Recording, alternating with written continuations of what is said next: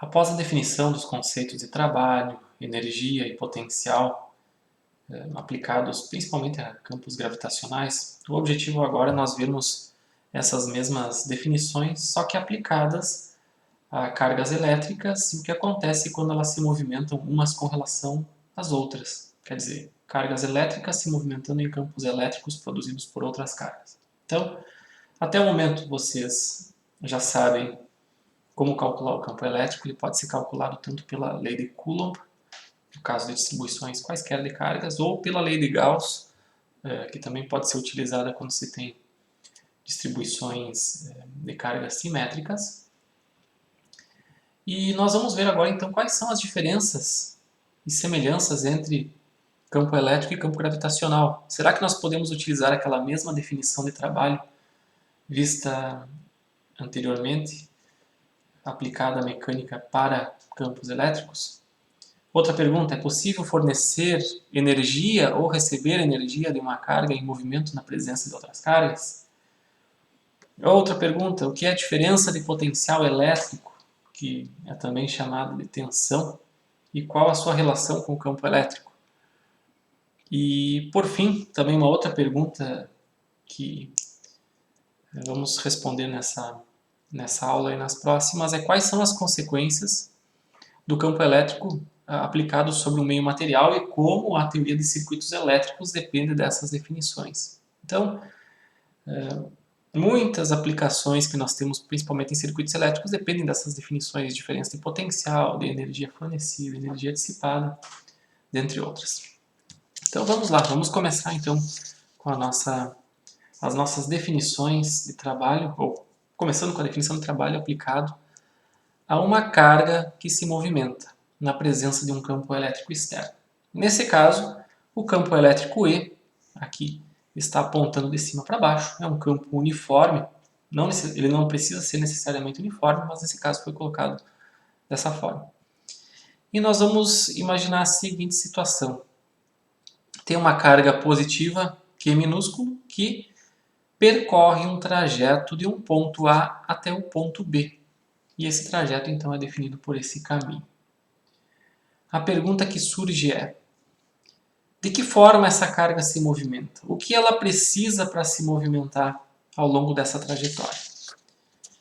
Se nós utilizarmos a definição de trabalho, que é a integral do ponto A até o ponto B de uma força escalar dL aplicada ao longo dessa trajetória, nós temos o trabalho total realizado por uma força nesse deslocamento, medido em Joule. Só que é o seguinte, nós temos agora uma relação entre essa carga, que tem um campo elétrico que eu não coloco aqui, para simplificar um pouco a análise, interagindo com o campo elétrico E externo produzido por um outro conjunto de cargas que está nessa região do espaço. A força que surge sobre essa carga em função do campo elétrico, que é uma força elétrica, é igual a Q vezes E. Então essa é a força elétrica que aparece sobre essa carga. Só que a nossa definição de trabalho vai partir da seguinte hipótese: é um agente externo que está realizando o trabalho. Ou seja, alguém precisa movimentar essa carga. Então a força necessária que um agente externo precisa aplicar à carga aqui, tal que ela se movimente dentro do campo elétrico E, é uma força que precisa ser contrária à força elétrica. Então, se a força elétrica é Q vezes E, a força necessária para movimentar a carga no sentido contrário é menos Q vezes a intensidade do campo elétrico. Então, substituindo a expressão da força que um agente externo aplica na carga ao longo da trajetória, e substituindo nessa expressão aqui da integral, nós temos menos que E escalar dL. Como que é o valor da carga e é um valor constante, nós conseguimos então chegar à expressão aqui nesse retângulo, que é a expressão do trabalho que um agente externo realiza sobre uma carga Q para movimentá-la em um campo elétrico externo do ponto A até o ponto B, definido pela trajetória aqui dL. Esse dl é um elemento diferencial de deslocamento e que nos nossos exemplos será de algum dos três sistemas de coordenadas que nós vimos, coordenadas cartesianas, cilíndricas ou esféricas, ou seja, será um segmento reto ou um comprimento de arco. Esse sinal negativo que surge na expressão do trabalho realizado por um agente externo sobre uma carga na presença de um campo elétrico, ele surge naturalmente dessa expressão que foi vista anteriormente. Então vejam que a mesma definição de trabalho aplicada à mecânica clássica no movimento, nas forças aplicadas a deslocamentos, também se estende a eletromagnetismo, agora com o campo de forças sendo o campo elétrico produzido por um conjunto de cargas. Então, quando uma carga Q pontual se movimenta na presença de outras cargas, esse trabalho pode ser positivo, negativo ou zero. Isso aqui é um escalar.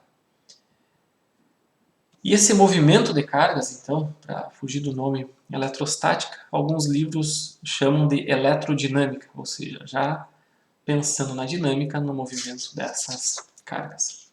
Então, de uma forma resumida, percorrendo aqui caminhos mais fáceis de se analisar, né? Dado uma orientação aqui de sistema de coordenadas x, y e z, teremos uma situação onde uma carga Q indo do ponto A até o ponto B, ou seja, percorrendo uma trajetória contra o campo, é necessário aplicar uma força contrária ao campo elétrico para movimentar essa carga nessa direção.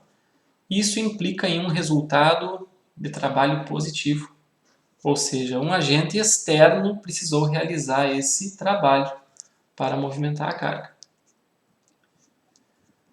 Num segundo caso, dado o deslocamento de A até B nesse sentido, como a carga se movimentou ao longo do campo, significa que ela seguiu a própria força elétrica.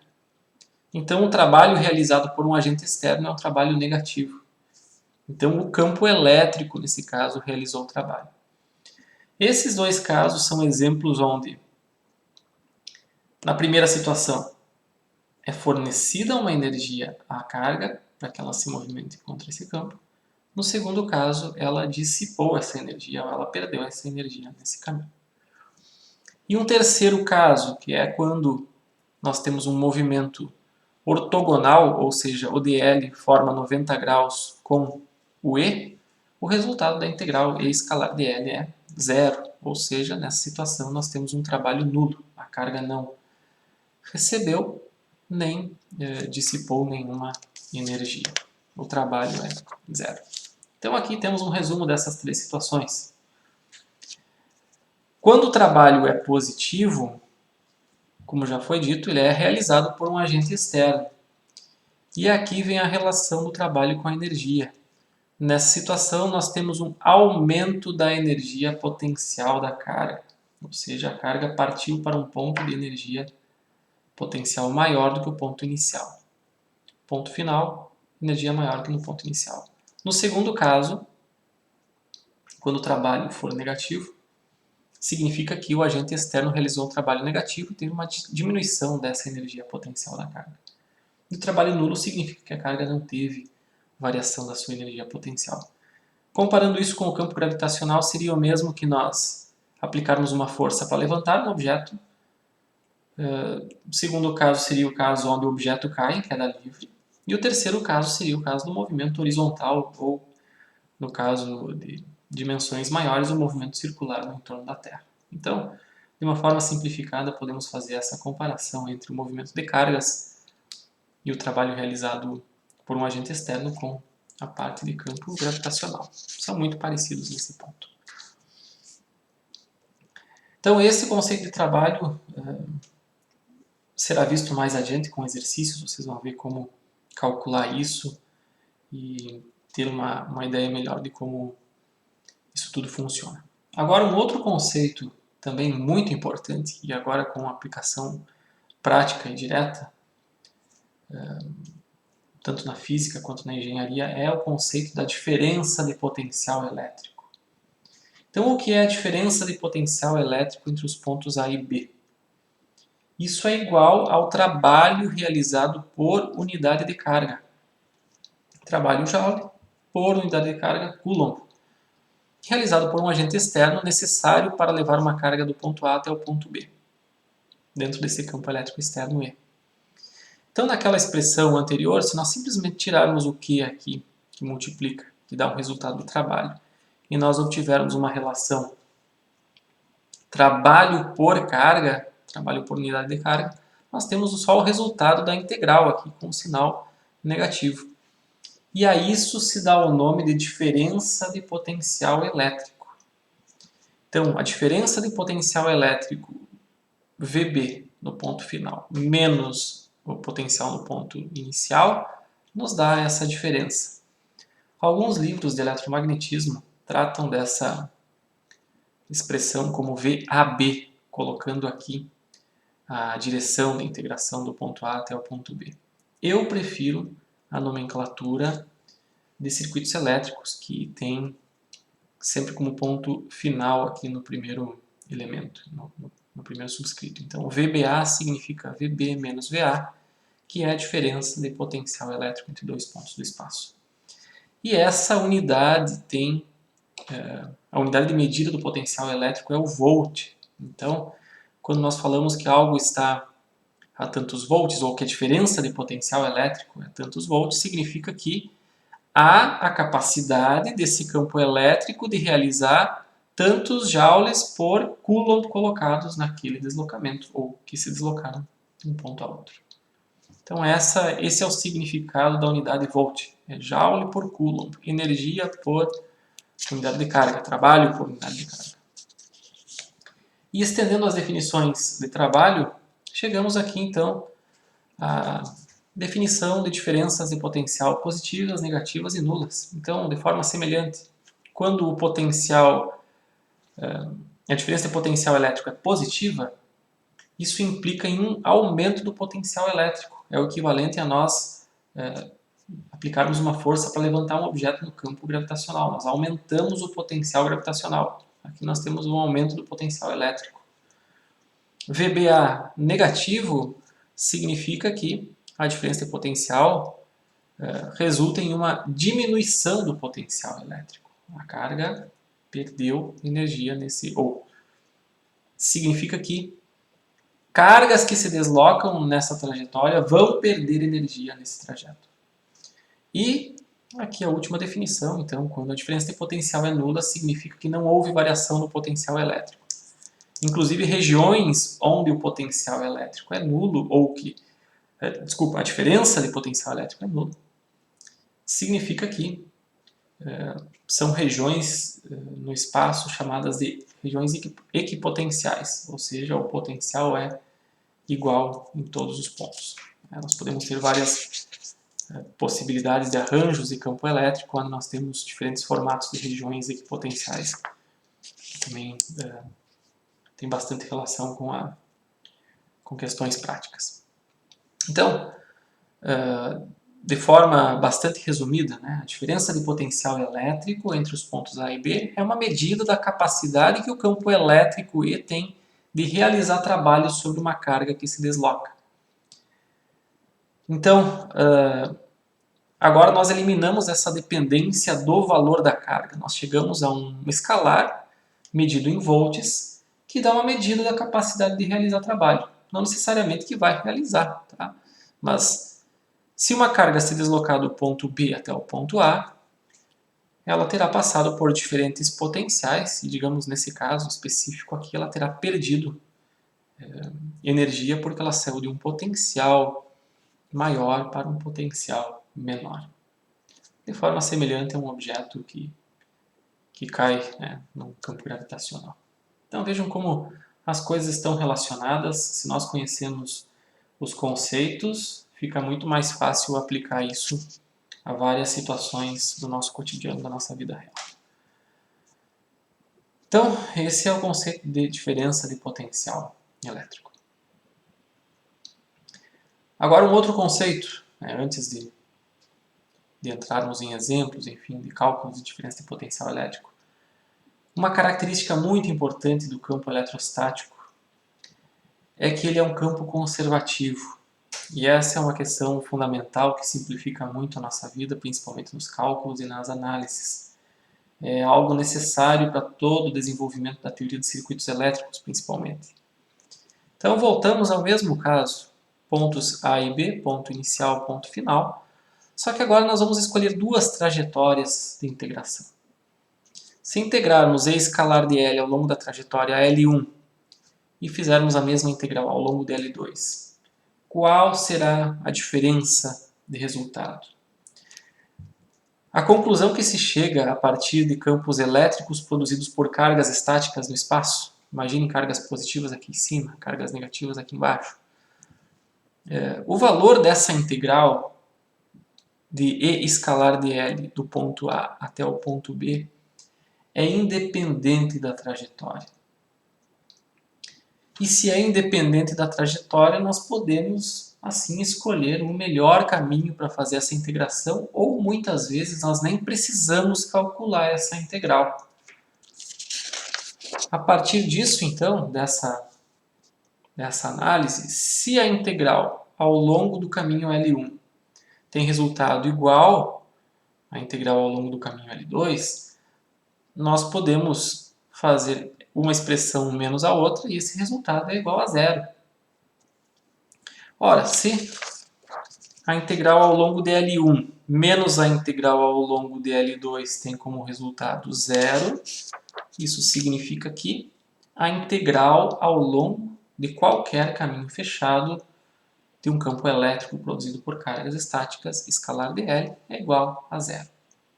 Então esse é um resultado muito importante, porque isso mostra que o campo elétrico é um campo conservativo. Então uma carga aqui, que se movimenta do ponto A até o ponto B e depois volta até o ponto A, não terá, ao longo da sua trajetória, acumulado energia. A energia total ao longo desse processo é conservada e não há ganho e nem perda.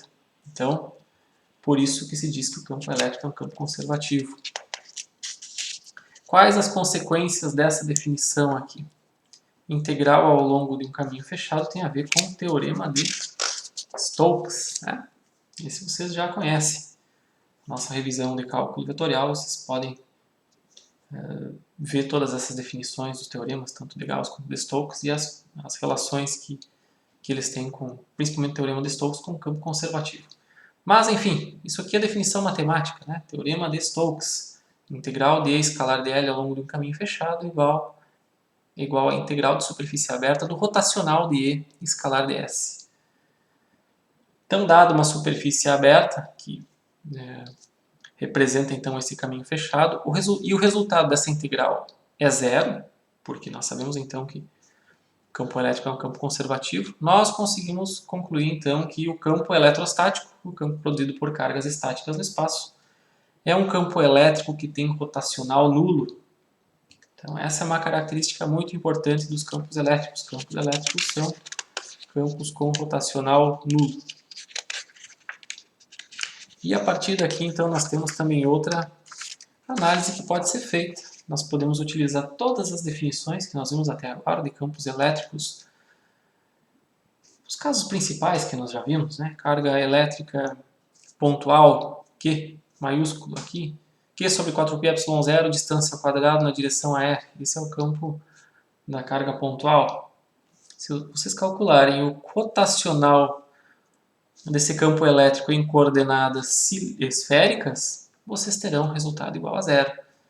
No caso da linha de cargas, o fio infinito carregado uniformemente, se vocês calcularem o rotacional de E em coordenadas cilíndricas, vocês terão como resultado zero. E assim por diante. Carga numa superfície infinita, com simetria cartesiana, também tem resultado nulo. E também no caso dos volumes de cargas, que são um pouco mais complicados de calcular com lei de Coulomb, mas que facilita a nossa vida calculando via lei de Gauss, vocês chegam a essas expressões, a essa expressão do campo elétrico fora da esfera maciça carregada com densidade volumétrica de cargas ρV e também resultado de rotacional igual a zero.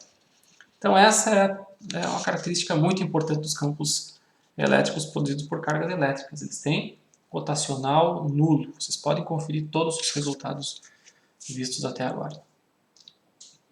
E agora, a última definição que nós vamos ver sobre essa parte de trabalho e potencial é a definição de potencial elétrico.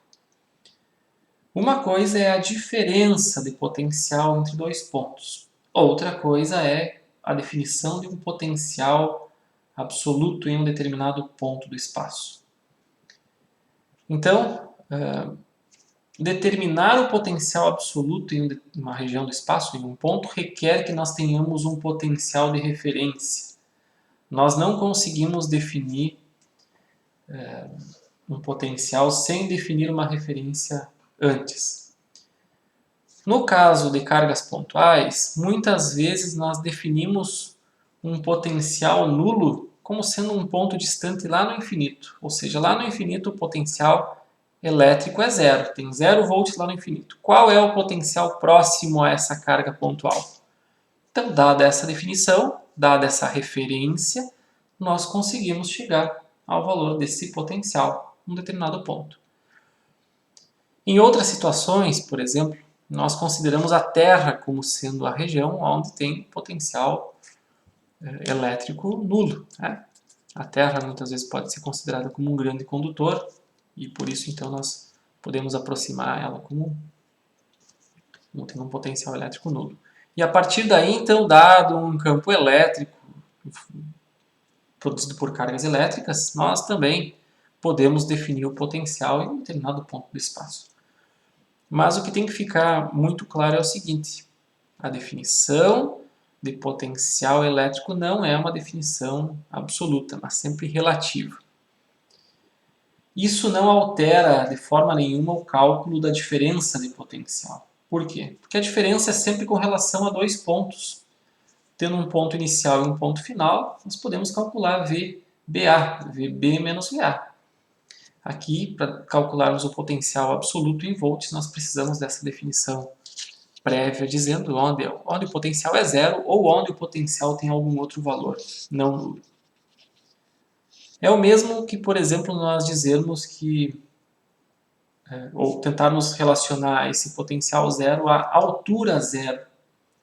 Nós podemos definir de forma arbitrária qual é a altura zero que nós utilizamos para cálculo de alturas. Podemos utilizar o pico do Everest, podemos utilizar o ponto onde nós estamos, podemos utilizar o solo, podemos utilizar o nível do mar, ou seja, a definição do que é a altura zero vai nos definir quais são as outras alturas relativas. Tá? A ideia é muito semelhante com a vista sobre campo gravitacional também.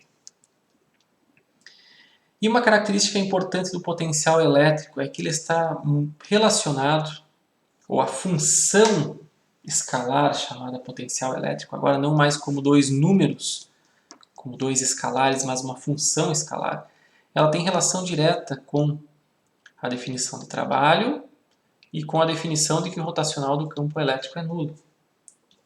E claro, com relação a isso também tem a expressão na integral ao longo do caminho fechado, d escalar de L igual a zero.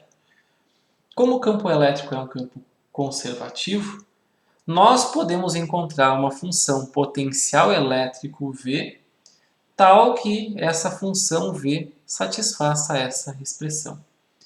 Ou seja, nós podemos ter um campo elétrico ou uma representação de uma função escalar chamada potencial elétrico cujo negativo do gradiente dessa expressão nos retorna o campo elétrico. Então vejam o quanto essa característica do campo eletrostático ser um campo conservativo nos auxilia em várias situações. Então, é muito mais fácil nós utilizarmos definições de funções escalares como a função potencial elétrico do que trabalhar com campos elétricos que são campos vetoriais. Funções escalares são mais fáceis de se manipular, enquanto que funções vetoriais precisam sempre ser analisadas de forma vetorial com as componentes desse campo, dado o sistema de coordenadas escolhido.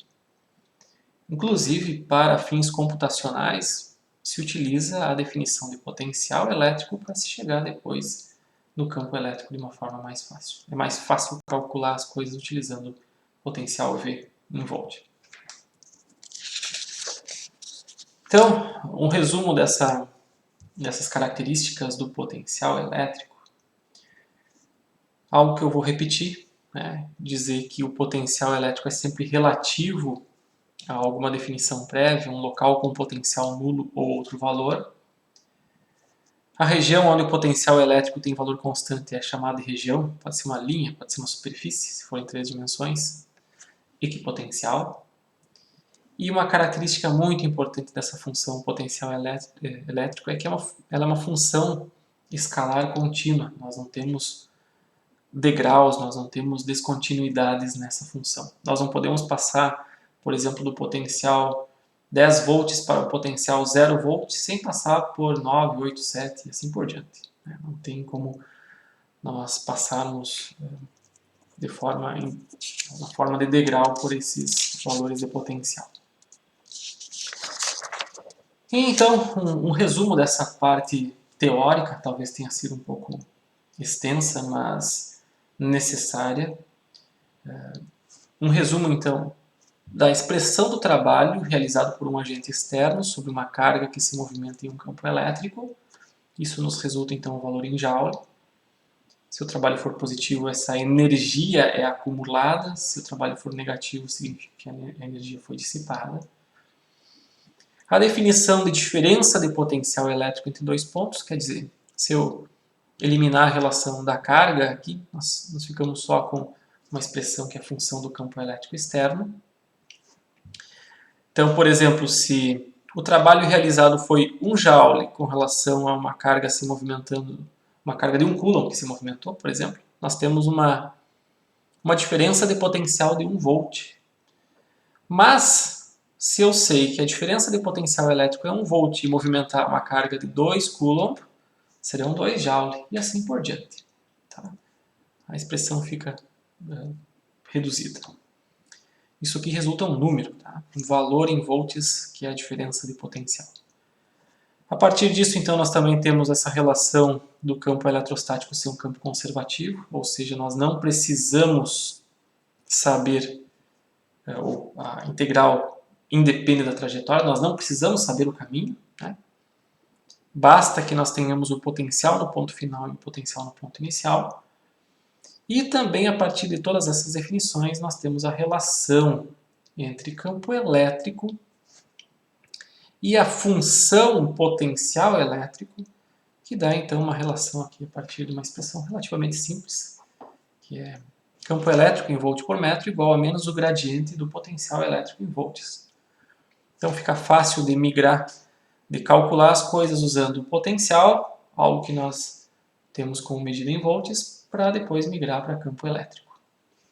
Na verdade, o gradiente já dá uma ideia de variação espacial e dando uma direção, né? O gradiente dá uma direção da máxima variação espacial da função escalar, que na verdade é a direção que aponta o campo com sinal negativo.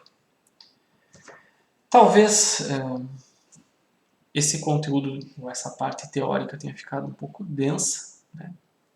Tenha ficado um pouco extensa demais, meio sem uma compreensão muito detalhada, mas a partir de agora eu quero fazer alguns exemplos, tratar de casos de cálculo de trabalho, casos de cálculo de diferença de potencial, verificar essas condições e achar relações aqui importantes entre campo elétrico e potencial para aqueles casos de distribuições de cargas que nós já conhecemos. O caso da carga pontual, o fio infinito carregado, a superfície infinita carregada, as esferas carregadas, sejam com distribuição uniforme ou não uniforme. Todas aquelas definições que nós já vimos para cálculo do campo elétrico podem ser estendidas e aplicadas para o cálculo do potencial. Então, a partir de agora, nós vamos ver alguns exemplos e isso tudo vai ficar mais claro para vocês.